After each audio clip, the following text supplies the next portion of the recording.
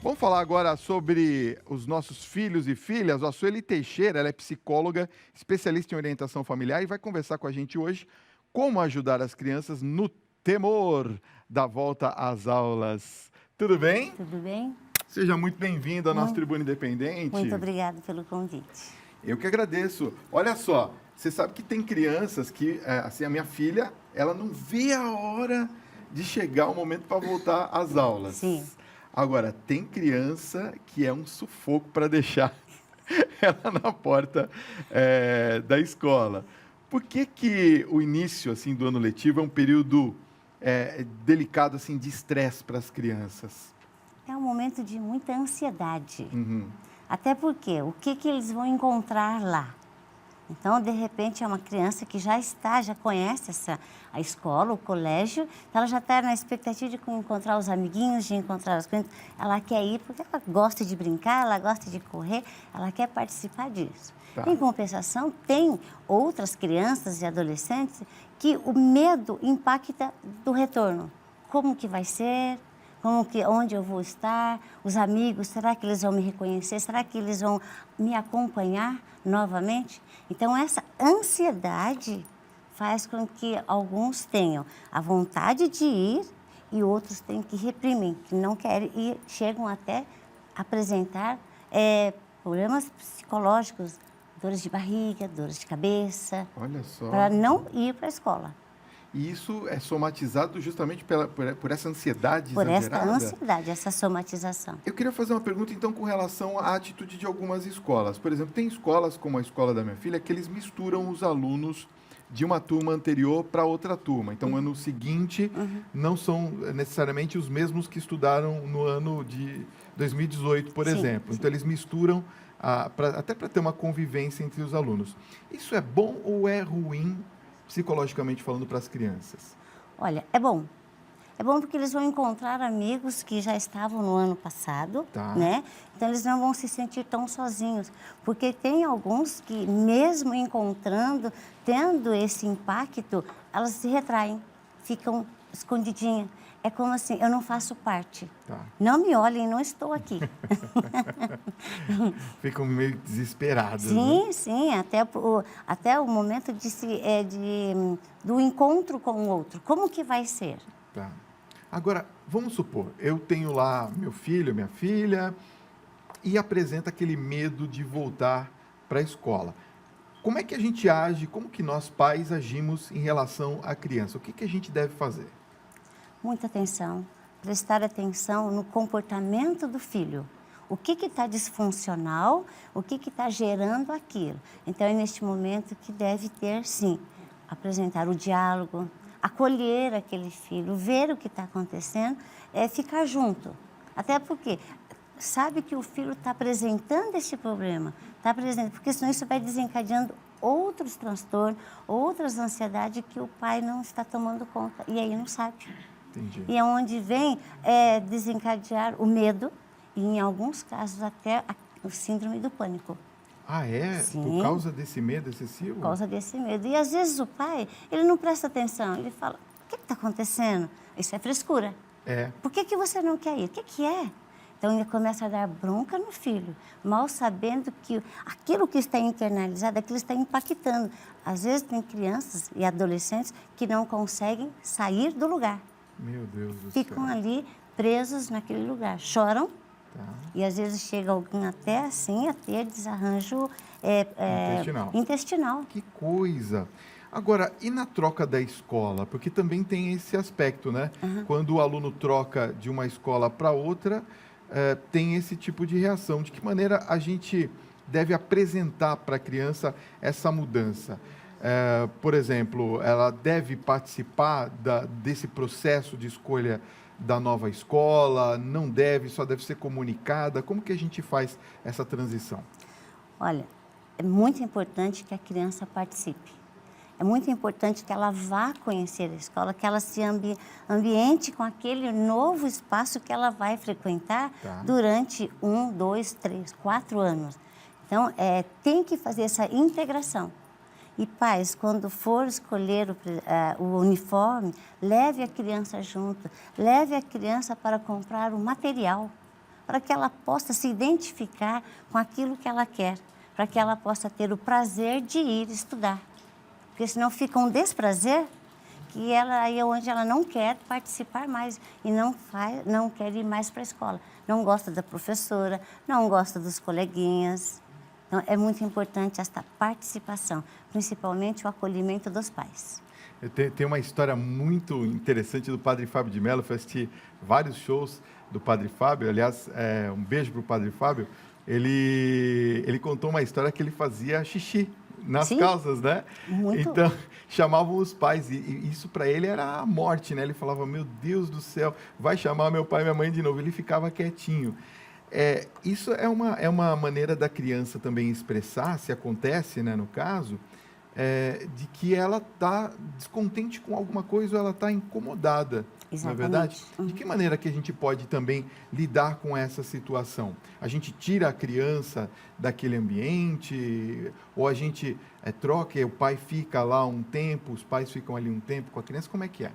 Principalmente crianças pequenas, a interação dos pais participarem, até acompanhar o filho nas primeiras horas das aulas, até ficar lá esperando para saber que eles estão ali, para que aquele filho possa ter a certeza que ele está acompanhado, ele Uma não está sozinho. segurança, né? Uma segurança. Entendi. E isso pode acontecer, inclusive, deste pacto, deste medo da criança, ao fazer o xixi, ao acontecer alguma coisa, é onde essa criança pode vir a ficar marcada, inclusive sofrer o bullying.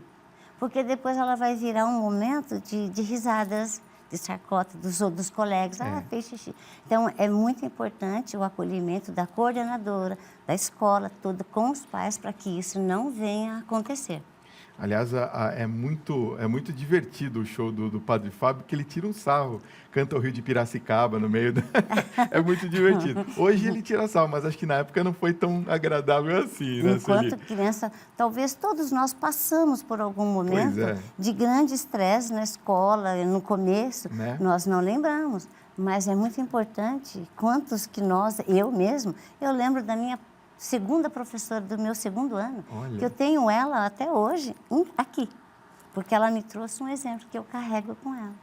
Então, até o encantamento, o gostar do estudar tem que fazer parte para que aquela criança leve isso na sua idade adulta e até na sua própria carreira. Eu não vou dar um spoiler aqui, mas quero chamar você para dia 11 não perder a entrevista que eu fiz aqui com o Cortella. Ele vai falar sobre a primeira professora dele e sobre esses casos aqui que nós estamos conversando, viu? Dia 11, não perca no nosso Tribuna Independente. Sueli, eu queria falar uma coisa com você sobre uma relação do primeiro dia de aula, da primeira vez da criança. Às vezes, a gente não sabe muito como lidar. No nosso caso, por exemplo, a minha esposa que ficou chorando em casa. Sim. Porque deixou a filha na escola.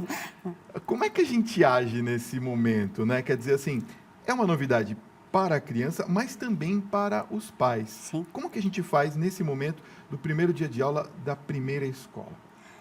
É muito importante isso, porque tem a separação pela primeira vez daquela mãe que tem aquele apego afetivo àquele filho. Como que ele vai ser? Será que vai gostar? Então, ela que fica. E a criança também. Então, tem que tomar cuidado para que isso não aconteça. Porque senão, se essa criança, no primeiro impacto, vai para a escola e começa a chorar desesperadamente, então essa mãe, ela está do lado de fora, ela está ouvindo. Ela fala assim, nossa, ela está achando que o filho está sofrendo. E muito. Então, fica esse apego. Ela tem que aprender a ter esse desapego para que essa criança continue e que possa ir dentro da normalidade aos estudos. Entendi. Porque senão todos os dias tem casos que a mãe tem que levar todos os dias e aí vai desencadeando esses transtornos, essa ansiedade de criança que às vezes tem que passar até em médico para que possa ter esse controle dela poder ficar na escola. Que coisa, né? Olha, tem muita gente participando aqui com perguntas, você também pode participar. 11 95033 6870. Se você puder, coloque o seu nome, a localidade de onde você está falando. O Brasil inteiro está ligado aqui na nossa Rede Vida de televisão. Tem uma pessoa que está falando com a gente aqui do Paraná, o Biratã, no Paraná, a Juvina. Obrigado pelo carinho, pela mensagem aqui. E ela chama atenção aqui, eu vou fazer a pergunta um pouco modificada, com relação ao bullying. Como que a gente trata o bullying na escola quando uma criança mostra para a gente que, naquele momento que ela chegou pela primeira vez, de repente ela foi vítima de alguma situação de constrangimento? Temos que prestar muita atenção na palavra bullying. Porque, em alguns casos ainda, tem-se bateu, levou, devolve. Então, é muito importante, porque senão a criança e o pai, às vezes, está até incentivando aquele filho até usar de violência. O pai quer que verdade. o filho se defenda, então fala, olha, se defenda. Mal sabe ele que isso também vai prejudicar essa criança em todo o comportamento dele escolar. Porque ele vai achar que ele tem que sempre bater para ele se defender. O bullying é exatamente isso. O que às vezes, a criança chega, só do outro estar olhando para ela e às vezes estar rindo, já acha que é com ele. Então, ali já entrou o impacto. Então, é muito importante o diálogo. Pais, converse com seus filhos. Vai, no primeiro dia de aula, vai conversando. Não cobra, mas vai e começa a fazer perguntas relativo àquilo que ele passou no dia. Faça com que ele fale, que ele não internalize. Bullying é quando a criança vai internalizando aquela dor que ele não consegue soltar. Verdade. Vai guardando. Quando vê, explode. Entendi. Uma coisa que eu queria perguntar é com relação a recompensas. Por exemplo, vale a pena a gente dar recompensas quando a criança vai à escola ou não? Você está comprando o filho, né? Isso é comprar. É errado? Olha, é errado. É errado. Quando a gente fala é certo ou errado, tem-se sempre assim, o que é certo e o que é errado, né? Então, nós temos que ter a coerência. Peraí, eu vou agora para o meu filho fazer aquilo, fazer a lição, eu vou ter que pagar, eu vou ter que dar dando presentinhos? Então, isso é muito importante, porque senão essa criança acostuma sempre a ganhar. E o dia que não tem? Aí não quer ir para a escola, aí não quer fazer a lição, aí entra um momento de revolta. Então, os pais, eles têm que cobrar a lição, têm que cobrar um comportamento bem relativo à escola, mas cuidado, prometer. Não prometa aquilo que você não pode dar.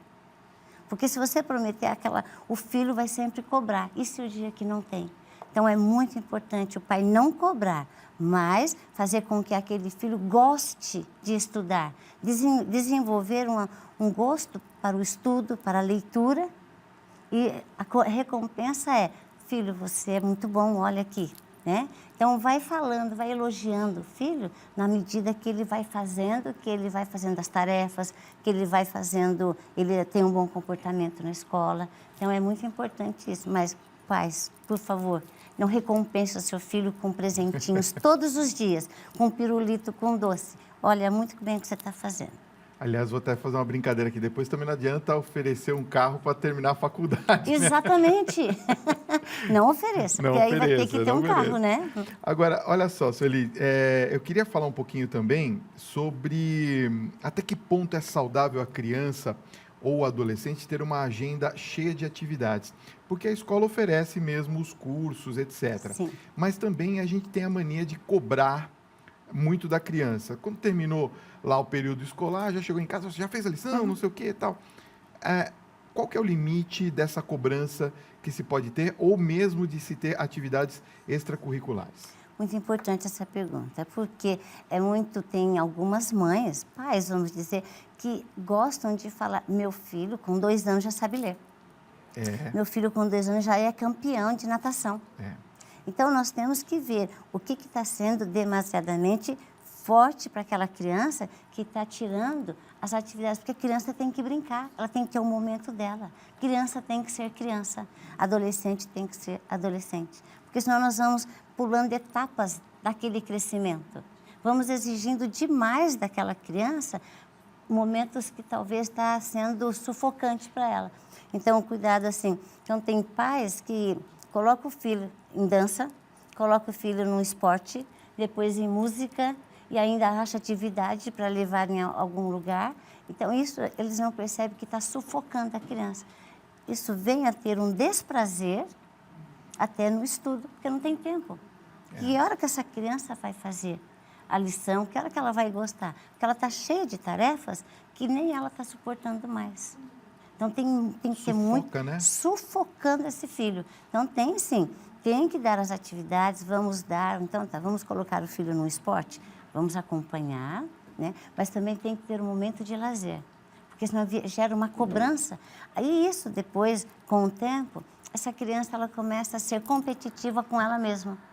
E, às vezes, em algum lugar que ela não consegue, ela começa a falar, eu não vou conseguir, não vai dar certo. Ela mesma começa a achar que ela não vai conseguir, de tantas tarefas, tantas cobranças que está sobre ela. Ela vai interiorizando isso. Vai interiorizando. Pode dar depressão, outras coisas. Você tem que ser número 1, você tem que ser campeão. Entendi. Né? E, às vezes, aquela criança, ela não está tão preparada para aquilo, para ser campeão naquele estilo. Às vezes, a criança não gosta tanto, mas é um prazer do pai ver que aquele filho está seguindo a carreira de jogador. Entendi. Mas o filho gosta de natação ou de tênis. É um prazer que a mãe tem de ver aquela filha estar, talvez, sendo modelo. Mas será que aquela criança gosta tanto daquilo? Pois é. Então, tem que prestar atenção no que seu filho gosta, no que ele quer, no que ele tem aptidão. Vamos descobrindo o que o nosso filho tem a aptidão em fazer. Porque se nossa criança ela está fazendo uma coisa que ela não gosta, mas ela está sendo obrigada. Entendi. Ela faz por obrigação, não por amor. 11 95 033 6870, tem muita gente perguntando. Posso fazer as perguntas dos telespectadores? Sim. Boa noite, Fábio e doutora Sueli. Ô, doutora, é possível ser pai sem ser protetor? É o Ricardo de São Paulo, Vila Medeiros, que está perguntando. Inclusive, ele complementa a pergunta, para não causar nenhum problema futuro ao seu filho. Então, veja muito bem como que você está lidando. Ser protetor, a criança, ela tem os pais como um protetor. Eles estão ali, é o provedor, o protetor, então eles têm a confiança naqueles pais. Então, agora, ser pais, o que é ser protetor e ser pai? Pai é quando você dá o amor incondicional. Tá. Dá a afetividade incondicional. Protetor é quando talvez aquele filho ele tem que passar por algum problema, o pai vai e pula na frente dele. Não, filho, deixa que eu te defendo. Já que ele não está protegendo demais esse filho? Aí né? é super protetor, né? Aí ele está super protegendo e não está deixando o filho tomar decisões. Tá. Ele não está deixando o filho entender que ele também ele faz parte da vida e ele tem que saber lidar com aquilo. Porque senão ele sempre vai colocar o pai na frente e ele vai ficar sempre atrás, porque ele vai ter medo de enfrentar certas situações. Então, temos que ver o que é esse amor de pai, o amor protetor. Nem lá e nem cá. Tem que contrabalançar, assim, equilíbrio. Muito equilíbrio. É muito importante, né? Muito importante. Gente, quero agradecer enorme carinho da audiência ao pessoal de Uberlândia, Minas Gerais, está mandando mensagens aqui. Marcela, obrigado. Ela está preocupadíssima, Marcela está falando assim, Fábio, faz a minha pergunta, tá aqui. Ó, meu filho nunca estudou, eu nem sei o que eu faço e o que eu devo fazer. Ele vai começar a estudar esse ano. Ó o pai aí, a mãe já está, né, naquela... Às vezes é pior até para o pai ou a mãe, né? Sim. Qual que é a dica, por exemplo, para não se estressar o aluno? Então, ser muito claro no que está fazendo, deixar o filho também ter as escolhas dele e não ficar com essa super proteção. Filho, vai dar certo, tudo vai dar... Senão, a ansiedade dos pais... O medo dos pais vai passando para os filhos. Aí é onde tem o filho que não consegue tomar decisões, não consegue fazer aquilo, porque ele sempre vai ter a proteção dos pais. Então, isso aí. pais, deixe o seu filho estudar, deixe ele ir. O seu filho, 2, 3, 10, 12 anos, ele já está tendo autonomia. Mas com cuidado. Que linda mensagem. Sueli Teixeira, obrigado pela sua presença nessa noite. Quero deixar aqui os contatos, olha, www, tá aparecendo aqui no vídeo, ó, .reflorescer.com é o site, né? E tem um telefone de contatos, 11 São Paulo, 2834 2024. 11 São Paulo, 2834 2024. Sueli, obrigado pela sua presença. Foi encantadora a sua entrevista, viu? Olha, eu muito obrigado. Agradeço. Muito obrigado pela participação. Muito obrigado por ter vindo, viu? Obrigada.